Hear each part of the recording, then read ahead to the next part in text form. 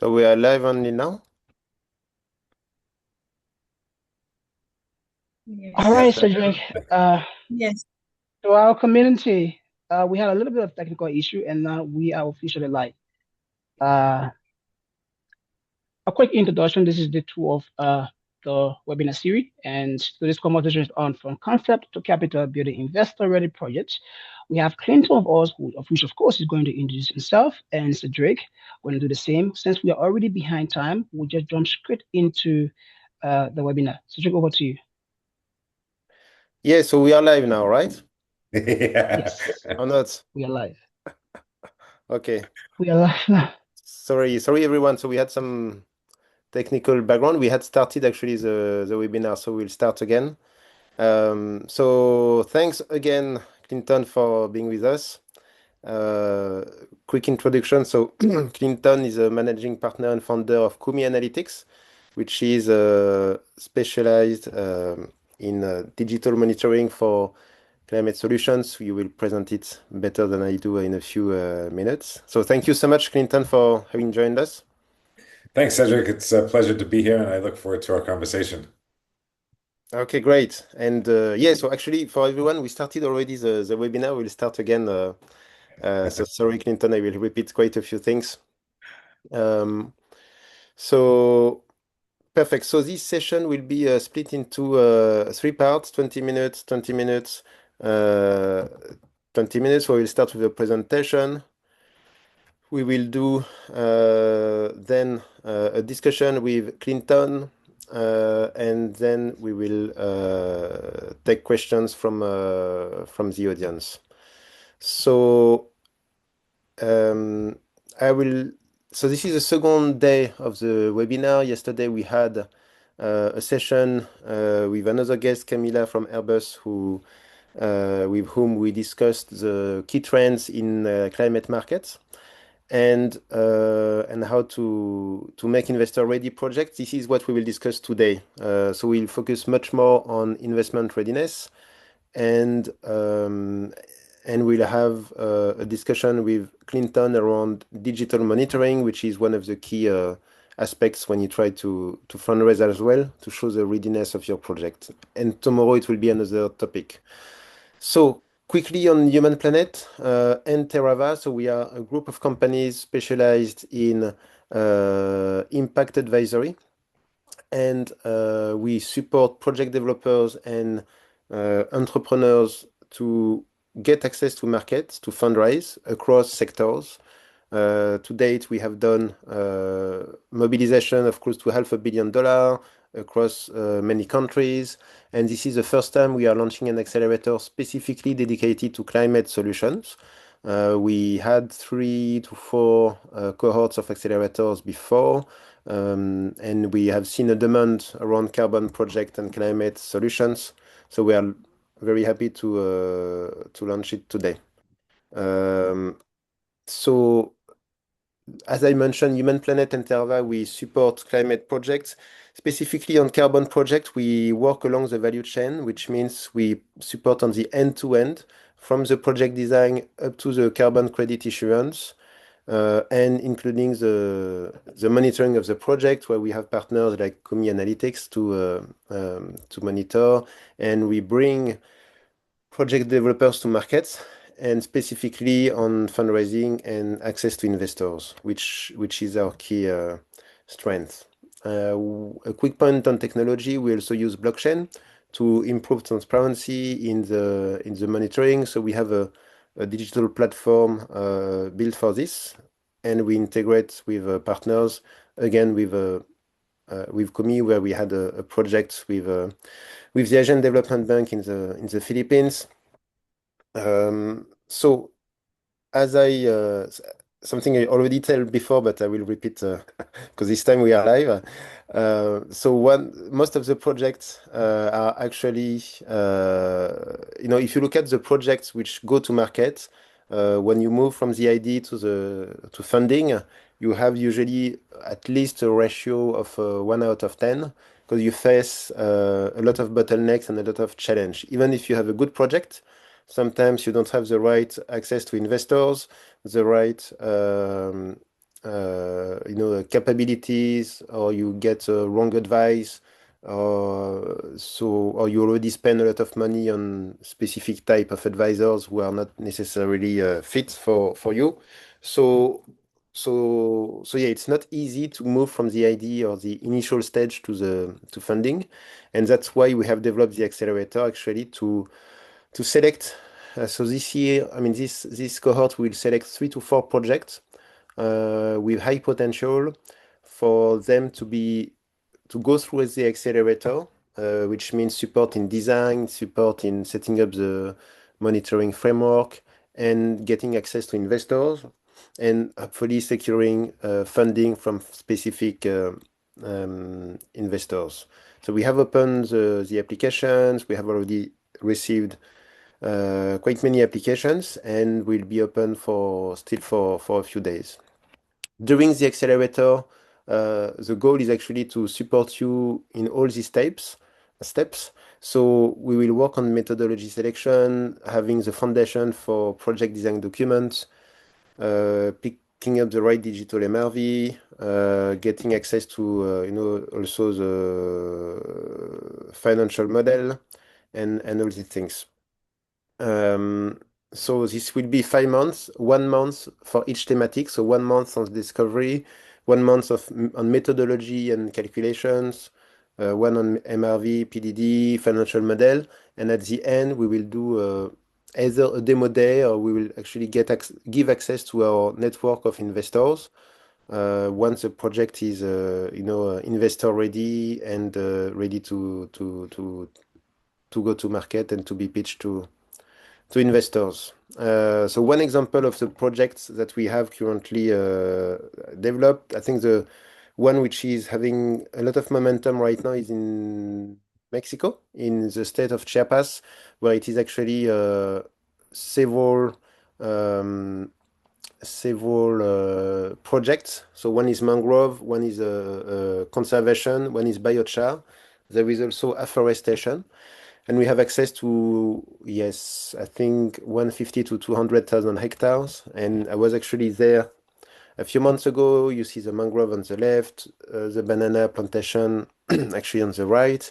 And we have secured for this project to date with an anchor investor who is investing around $10 million. And this is feasible because we have been able to tailor the project and to work on finding the right fit, for the right investor. So yeah, so this is what we'll try to do. I think in the interest of time, I will try to speed up to give the floor to Clinton in a few minutes. But yes, if we look at a few advice before we continue on the discussion. When you build a project, there are a few things that you need to check early stage. One is methodology. So having the right methodology, choosing the right standard.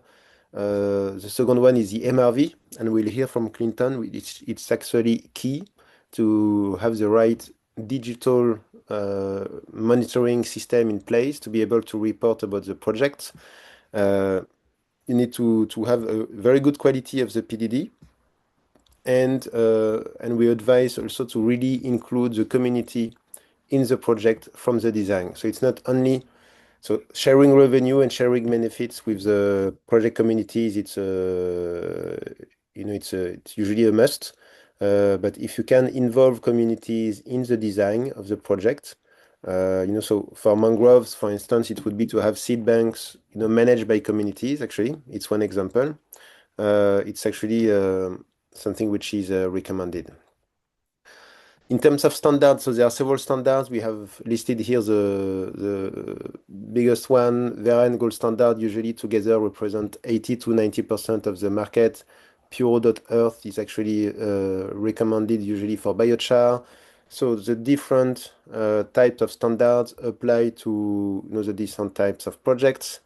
And when you go actually to pitch investors, the investors will ask specific questions, but there are some key test questions that they will always ask. So first of all, they will check the financials.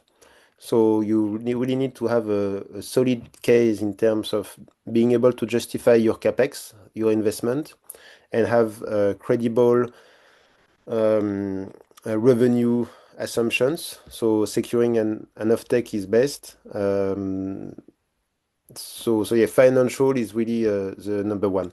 Number two, around regulation. So as you know, today, Article 6, Corsia, it's quite evolving in the market, and but it's best to be able to work together with governments or the public, you know, sector in your country to be able to have access to the letter of authorization for your project and to have the right channels, you know, to communicate with your projects. And yeah, I think these are the main things. One thing on DMRV, and it will allow us to transition also for the discussion with you, Clinton.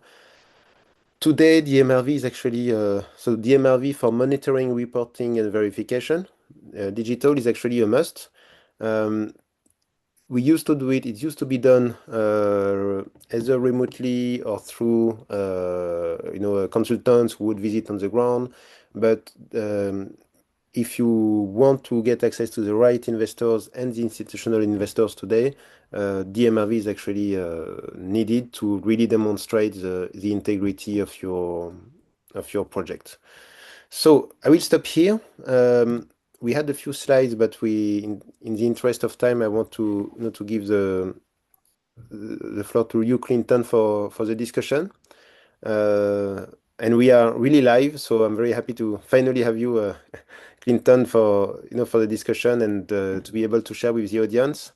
So thanks again for joining. So maybe we can start with a quick intro. So you are founder and managing partner at Comi Analytics, but if you could introduce yourself, tell us a bit more about Comi to start with, it would be great. Sure. Thank you, Cedric. So, Clinton LeBee, I'm the founder and the CEO slash managing partner of Kumi Analytics. And we basically are really focused on providing high integrity and audit grade analytics for environmental projects and specifically for carbon projects. A little bit about myself. I've been in the satellite imagery industry for 34 years. Started back in 1992, which is hard to believe, but I guess time flies. And Mm. one of the things I love about satellite imagery is that it's constantly changing and it's incredibly diverse, and you can do a lot of different things with it. And so we're really focused on nature-based solutions. And when I first started, I worked with the inventor of digital image processing. He's one of the three inventors recognized for inventing actually image processing across everything. He built the first image processing system in the 50s for NASA. And Mm. I was lucky enough to work with him in the 90s. And he would always say that satellite imagery is the richest source of information, but it's very difficult to extract the value out of it. And we wouldn't be able to do that until we have unsupervised classification. So in today's language, unsupervised classification is machine or deep learning. And so I was lucky enough to work on the first long-term environmental monitoring program with the U.S. government for looking at monitoring environmental areas of interest. And anyway, fast forward 25 years later, I'm at Google, and I was heading up global strategy for maps and Earth. And I started to see unsupervised classification or deep learning happening with satellite imagery. And so I realized that now is the time and left Google, which is admittedly a difficult place to leave, and started Kumi Analytics. And I combined that knowledge with the experience I had with long-term environmental monitoring to focus on environmental applications. And so that's really how we started out. Okay, great. Thanks for the intro. And yeah, it's always a tricky move from Google to launching your Yeah. own. I have done similar move. It's yeah, we we Yeah. it's very At first, my interesting. wife was upset with me, but now, things are looking good and things are improving, and so Yeah. she's not upset with me anymore. Okay, it's the most important. Yeah. So no, and also I think we had the same something in common is that we have been entrepreneurs also during the COVID and all the crises in the markets repeatedly, and I think Singapore is a good place actually because Terrava is in Singapore as well, where the ecosystem is supporting based on success actually, and yeah, I think it's yeah, well, between entrepreneurs is very impressive Yeah. what you guys have accomplished in the market, which is not an easy market also. Yeah. Actually, we built the first remote sensing-based methodology for measuring carbon stocks with support of the Singapore government. It was part of the efforts of the Singapore government to come out of COVID as the leader in green finance, and Mhm. it was called Emerging Stronger Together Task Force. And so we built the demonstration and the proof of concept to show how we could measure carbon stocks with satellite imagery. Yeah. Great. So thank you so much for sharing this. So maybe if we can move a bit to Kumi Analytics itself, if you could share, about uh, what does Kumi Analytics actually do, the offering as well, and the actual projects, you are working on in the climate and the nature space. Sure. So I think in any carbon project, the first thing, as I'm sure you've discussed in some of the prior sessions, is getting the communities to sign up and to identify the land and to have the land rights. Once that's done, um, what we do is we will work with the project developer to identify where they should need to focus on, both from a perspective of collecting ground data. So we'll identify the locations for the ground data plots. We'll identify areas that are plantable. So if it's a reforestation project, where the bare areas are of any given size, they could say, show me every area, 50 square meters or larger in the project area that's bare so that we can plant in. And then we'll do a variety of analyses, whether it's terrain mapping, and I can show all of this in the demo. And so we basically get a good understanding of the project area, and then we provide those points for samples to the project developer. Simultaneously, once that's done, we then start tasking satellites. And we use both, some satellite data that's available freely, but we also, depending upon the level of integrity that's desired, can use premium satellite data sets in order to have the highest accuracy and ideally get the best rating by the ratings agencies, as Mhm. well as higher confidence with investors. And so from there, once the satellite data comes in, we do a lot of pre-processing. One of the things, if any of you look at Google Maps, you'll see that some images are bright, some are dark, and there's a little bit of a variance. And you'll notice this when you're looking at Google Maps in the satellite mode. So we correct for all those disturbances that's called radiometric processing. We correct all the data and so that we have an accurate and consistent data set, as well as atmospheric distortions. And then there's geographic distortions. So we'll correct for all of these different things that are basically tied to satellite imagery. And then we combine the satellite imagery points, for that coordinate that we collected ground data. We take those points, we combine those measurements on the ground where we sent the teams out to collect the field data with the pixel values that we have from the satellite data. And then that then goes into the machine learning model or the deep learning model, which then starts to interpret. So it looks and says, okay, this point has X amount of biomass, and these are the pixel values for that coordinate. And then it starts to figure out based on all the pixel values from both radar as well as optical imagery, what that biomass estimate is. And then from there, as we then test it. And so we take 70% of the data, either 70 or 80% of the data, and then the remaining balance, 70 or 80% is used for training the model, and then the remaining 20 or 30% is used to test the model. And when the accuracy is close enough and looks good, like it can predict what those other points should be, then we go to full estimation mode, and then we use that model to then estimate the entire project area from wall to wall of the biomass values. And then, as part of that, that's for the above ground biomass. We also then have that same model applying for the below ground biomass estimates, which is more of just the root system. Simultaneously, they'll be collecting soils data. We then take all that information and we put it together in a comprehensive report, as well as and provide details so that that can go into the PDD or the state change reports. And so that's basically the process in a quick summary. Okay, perfect. I don't know if you want to share a few screens if you have Andy, or otherwise I have a follow-up questions, which is what is so if you compare project developers with DMRV and without DMRV, because you have discussed with many of them, and on the other side for the investors, what is the advantage of having the DMRV in place for your project, and what it can unlock, in terms of access to investors, stuff like insurance, all these things. Yeah, it's I think they're now I think the expression to use for this would be table stakes. It's pretty much required to Mhm. have DMRV now. Investors will avoid you if you do not have a way to measure and monitor and track the health of the project via remote sensing data. When you start looking at premium data sets, people will say, well, why should we go with a higher end? It's not required, right?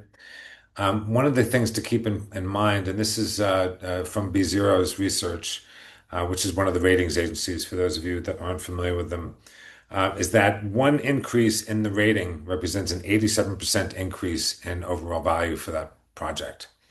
So investors will pay, buyers will pay more for the offsets if you have a higher rating. And so while the DMRV is important, but accurate and high integrity, and as I mentioned, audit grade DMRV is even better because at the end of the project, when you're talking about tens of thousands or hundreds of thousands or even millions of tons of offsets, Mm.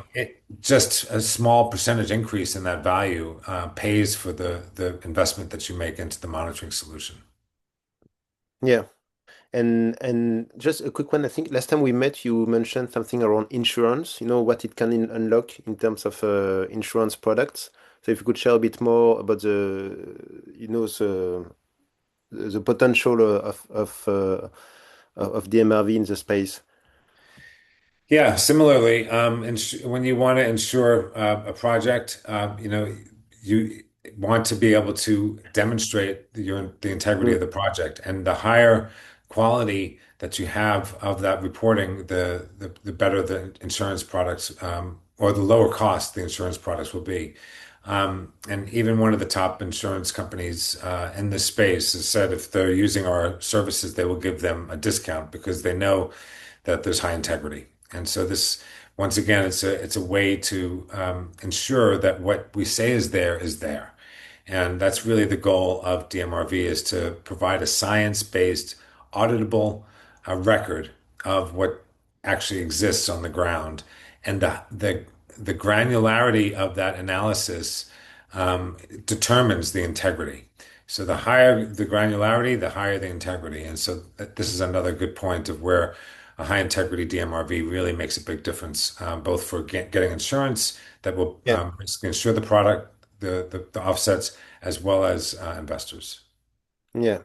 Now, it's super interesting, and so if we want to deep dive a bit more into a specific example of what has been achieved by Kumi, I remember, so we discussed a project in Sumatra, if I'm right. Yeah. Yeah, if you want to share a bit more about the project, and also I think it could be useful for the audience who are in this situation where they have a project, usually early stage, and they want to know, to anticipate a bit, what can be the challenge ahead, or what they can, what is ahead of them. So if you could share with us about the project, the origination of the project, like the background, how it came up, and what were the initial steps, and the added value of DMRV in this case. Yeah, sure. So, I mean, we have several projects in Oh, yeah, of Sumatra. course. Mm. I'll talk about a few of them. I don't want to isolate one, Yeah. but I think one of the things that we found, and it's important to keep in mind, like project developers have a very positive intention, right? And so they want to restore an area or protect an area. And but they're very large areas, so it could be, tens of thousands of hectares, and it's impossible to know what's happening everywhere on that project area. So we've had situations where we found little small plantations Mhm. in the middle of the project area, and so we notify, and that happens in that initial assessment of the project. We notify the project developer, hey, this is you've got a problem here. There's whether in this case it was a palm plantation, a very small palm plantation that had Mm. been popped up in there. We found other areas that were, just all invasive species, and informing them that either need to be removed from the project area or they need to fix the situation on the ground as well. There's a lot of different things we will see. Deforestation in the middle of the forest where someone will go in and cut down a bunch of trees and no one really knows about it. Yeah. So these are the types of things that will get uncovered very early on, and it really saves the headaches, saves the project developer from having a lot of problems later in the project.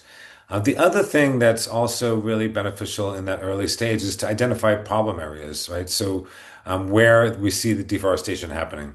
So which communities do they need to engage with early on to try and get them to change that behavior? Because at the end of the day, people will say satellite imagery is complicated, and fair enough. Yeah, it can be complicated.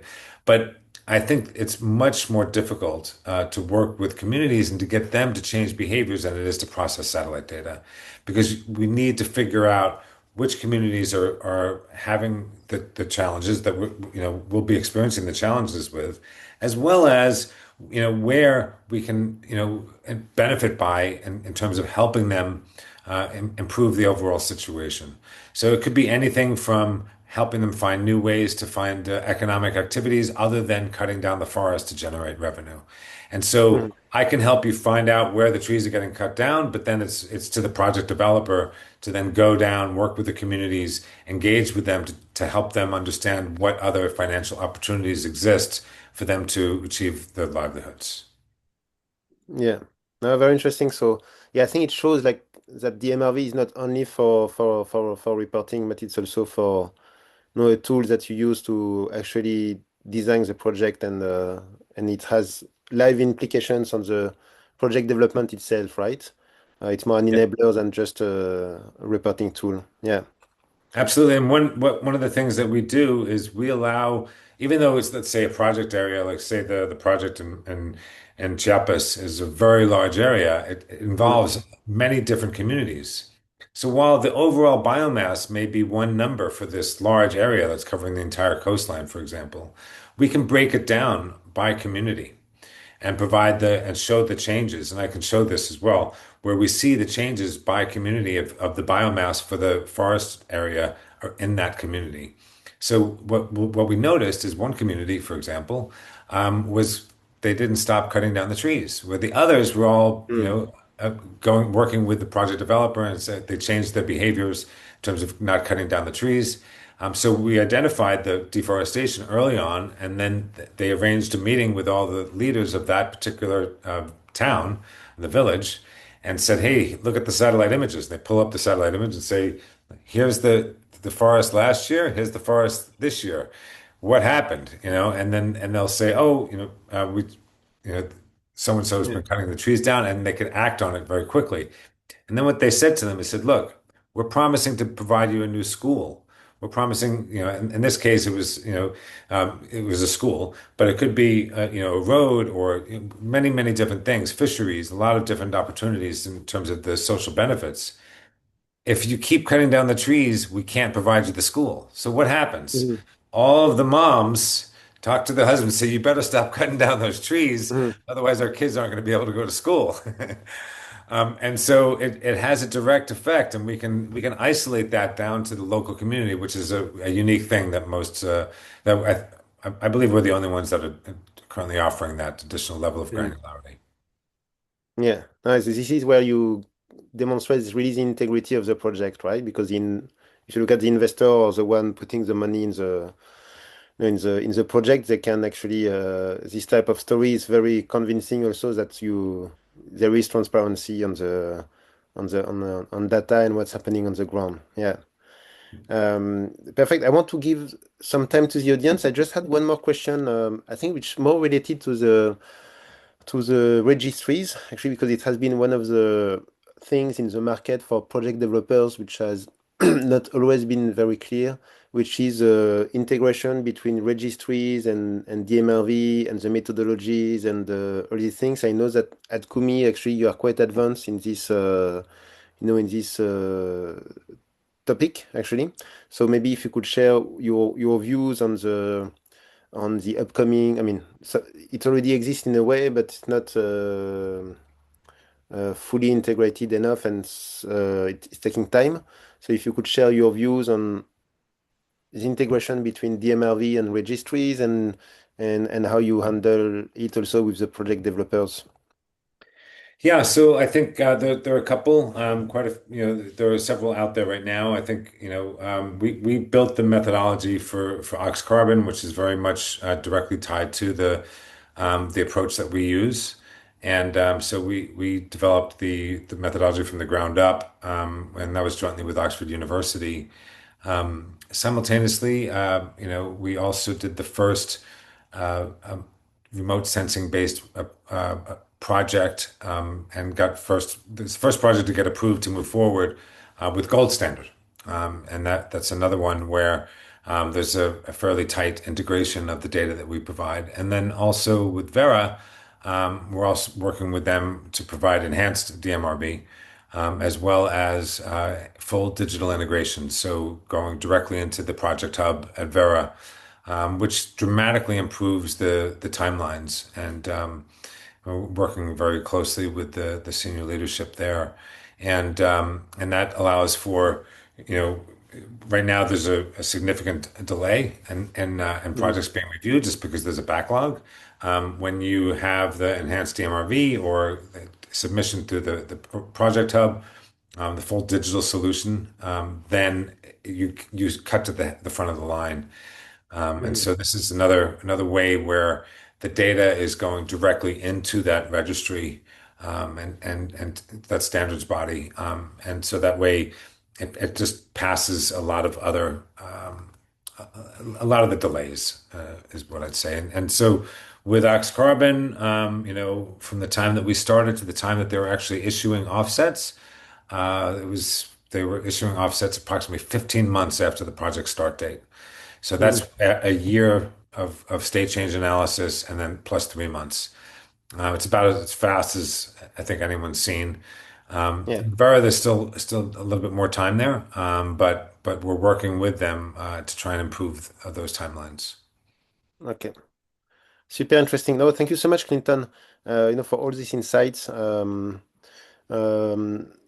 Maybe I want also to give the floor back to the audience. So I think, Jonathan, you might have some questions from the audience. I know we got some questions before the no ahead of the webinar by email. So if you want to go through Yeah, yeah, through the questions. absolutely. Thank you, Cedric, and to you, Clinton. Thank you.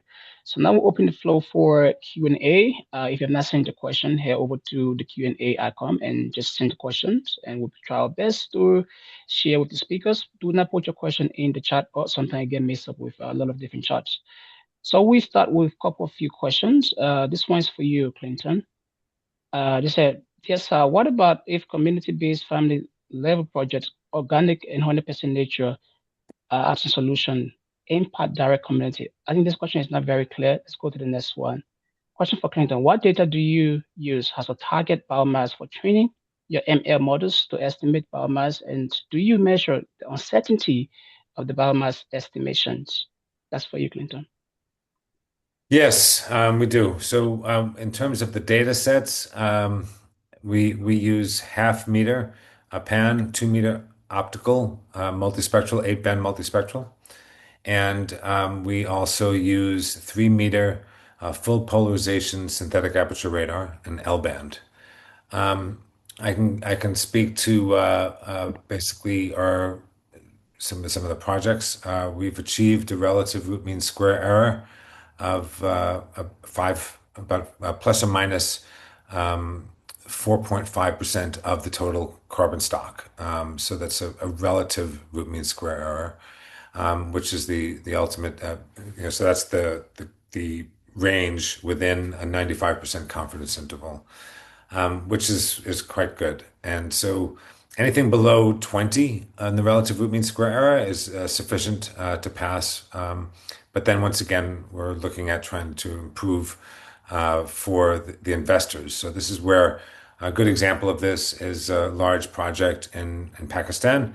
They complied with all the requirements of Vera for the resolution of the data, but then the reviewers downgraded them from a triple B to a double B, and they were using the high quality data sets to review. All right, so it's important to understand that you can still get hurt, if you will, by the ratings agencies, even if you follow the standards and the requirements. And so the tighter the you have for the range of values and the and your confidence interval, the better. So that's did I cover all the questions? I think there may be one more part of that in that. Did I get Yeah, everything? there's a follow-up. There's a Oh, follow-up question to that. okay. Mhm. Okay. We are live. Okay. So yeah, he's asking, sorry about the biomass training. So what about the biomass training? They want to know what about the biomass training data. So we tend to shoot for an R squared value of zero point 0.7 or above. So in the machine learning model, we'll target an R squared value of zero point 0.7. Sometimes it's a little bit less. And then also, of course, the root mean square error being another key component of that. Thank you, Clinton. So I hope that answered your question. So we're going to take question from the community. So what we do is that we send an email and ask our community if you cannot join, ask the speaker any questions. So we have a couple of them. This one say, how is technology and digital MRV changing the way investors assess climate projects today compared to 5 years ago? This one's for you, Clinton. Cedric, you can also add to it. Okay. I would just say I think we have to think about the pace of technology when we think about, like, say, for example, ChatGPT just came out about 3.5 years ago. And there's just been a dramatic change in the way that people look at technology. And I think that we're seeing a similar thing in the carbon markets. And what's happened is it's been about 5 years now. There were a series of scandals which caused a lot of problems in the market.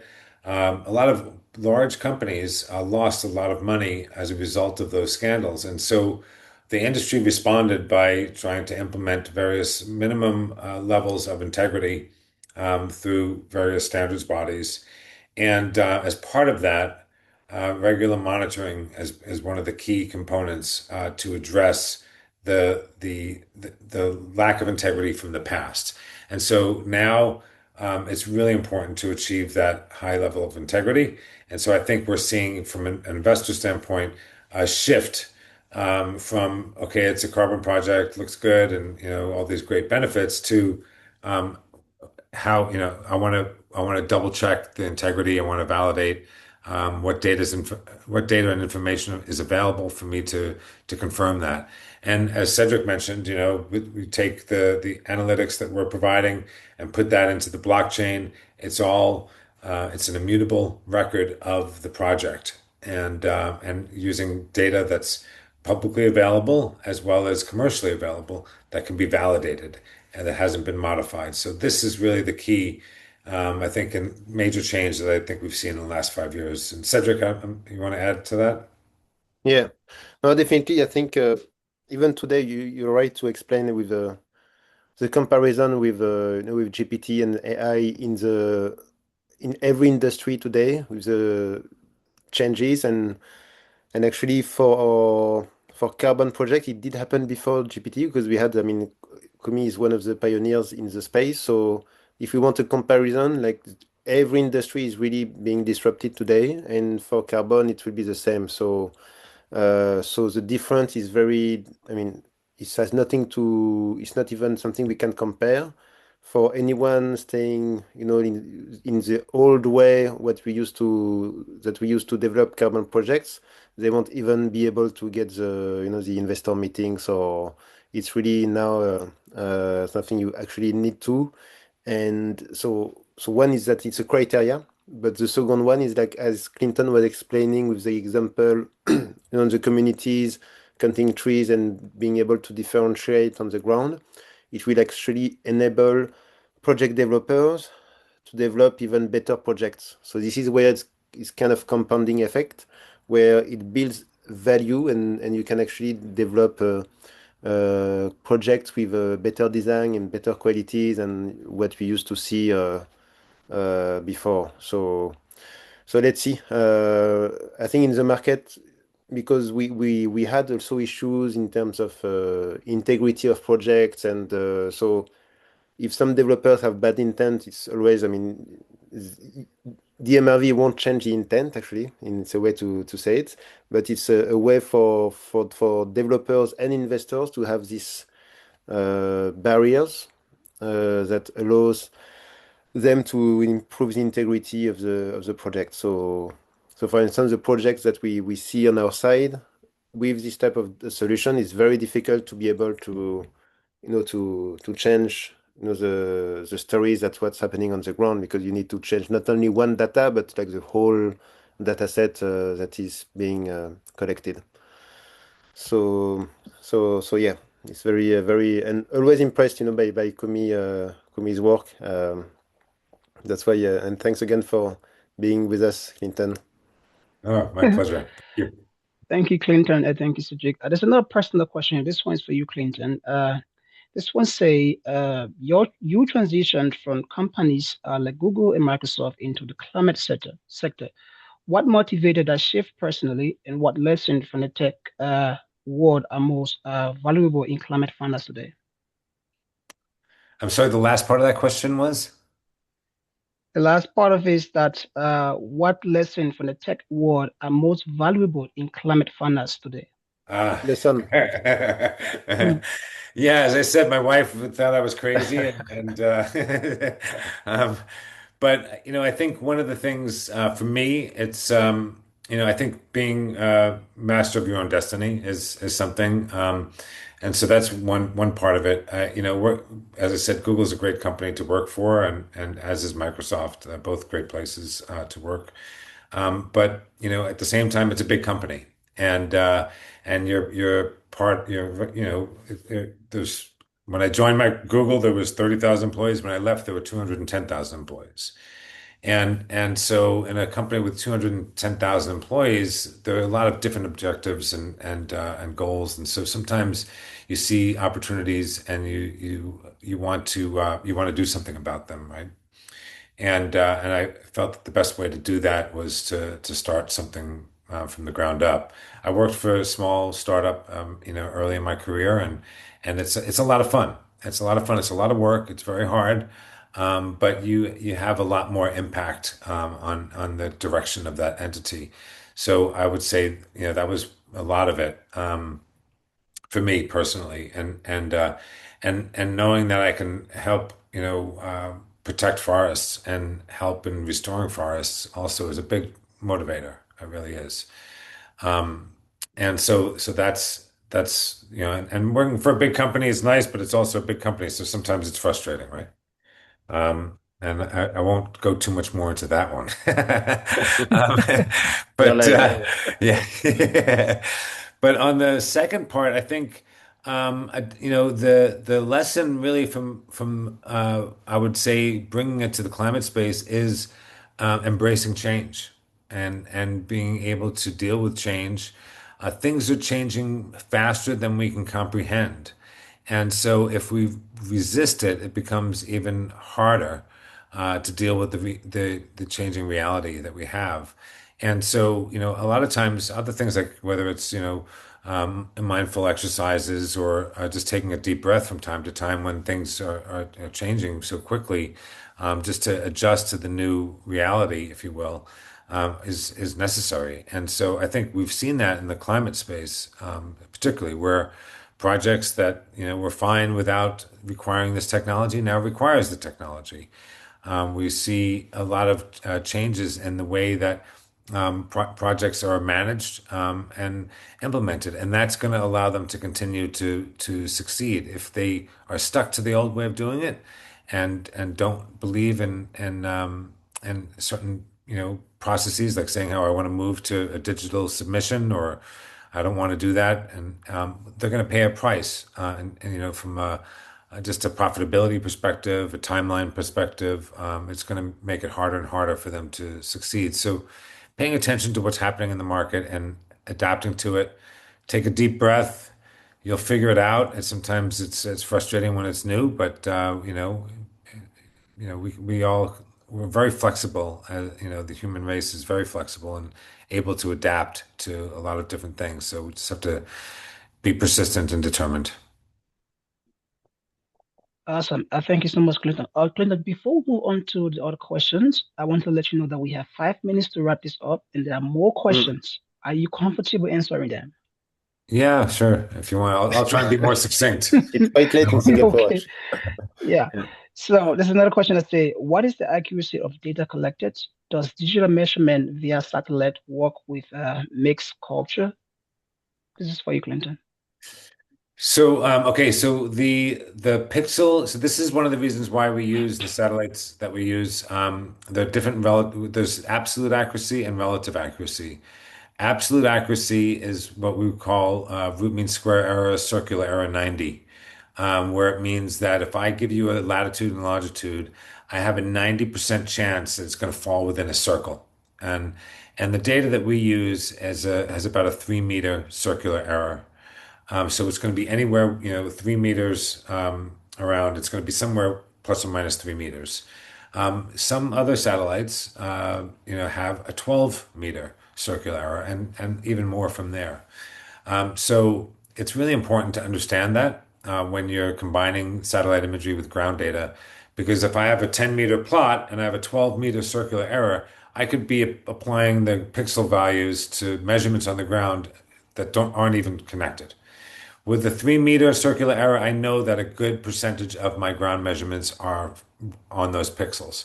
We then also can do several different processes, but you can stretch pixels, compress pixels in order to improve the overall accuracy of those pixels, as well as tie them to known ground control points to improve the accuracy to about 1 meter, which is something we also will always do if we have the data to do so.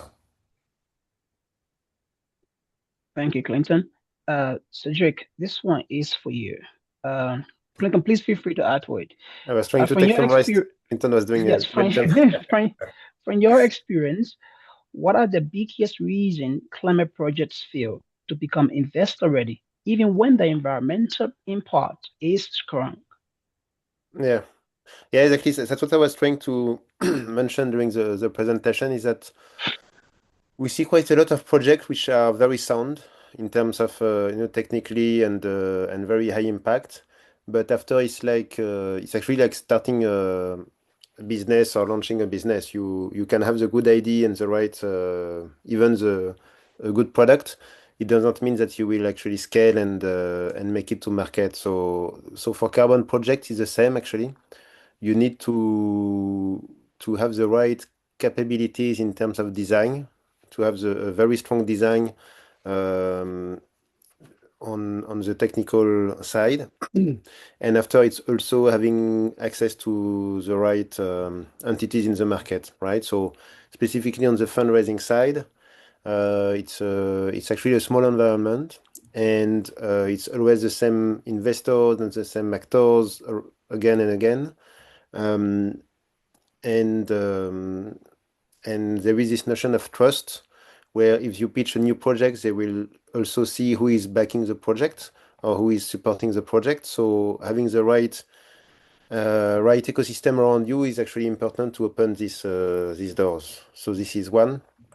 And after being very cautious about the quality of the advisors or the team which is supporting the project, because you actually need A players to be able to to fundraise from I would say A investors. So it's also one of the things. So having the right team with the right capabilities, the right track record, and having done it before, it's one of the key. Otherwise, you stay stuck in a smaller ecosystem, which may be difficult to for scaling. All right, Jem here. I hope that answered your question. We have roughly 1 minute to go. If you have furthermore questions, please feel free to reach out to Clinton. His email is in the chat, and feel free to reach out to Cedric. We cannot take all of the questions right now. We are so sorry, community. But please come back tomorrow with as many questions as possible. We'll try our best to cover them up again. As always, Clinton, do you have any last final word for the community before we wrap this up? I would just say to everyone, best of luck in your endeavors, and high integrity is important, both at a personal level as well as a project level. So I encourage you to pursue that both personally and with the work that you do. And anyone on this call that wants to discuss the details of the technology, happy to do that. And just wishing you all very much success and protecting and conserving the environment. And with that, I want to also thank you for inviting me to this webinar. So I really appreciate the opportunity to talk with you. Thank you, Clinton. Over to you, Cedric. Thank you. Thank you so much, Clinton. And yes, so thanks everyone for having joined as well. We just a quick word on the accelerator. So it's still open for application. I don't know if Ursi or Jonathan, you can put the link to apply, and also the Calendly link for a consultation if anyone wants to have a meeting. And also if anyone is interested also to know more about Comi Analytics. I think we mentioned there is Clinton's email in the chat, The right? chat. Yeah. Otherwise, we'll also send a follow-up email after the webinar. You can reply, and we will be happy to connect you with Clinton. Anyone. Great. Thanks, everyone, then. Thanks again, Thank you, Clinton, Cedric. for having Thank you, joined Thank us. Clinton. you. And to our community, thank you for sticking around. We could have done this without you. We look forward to seeing you tomorrow. Bye, everyone. Bye-bye.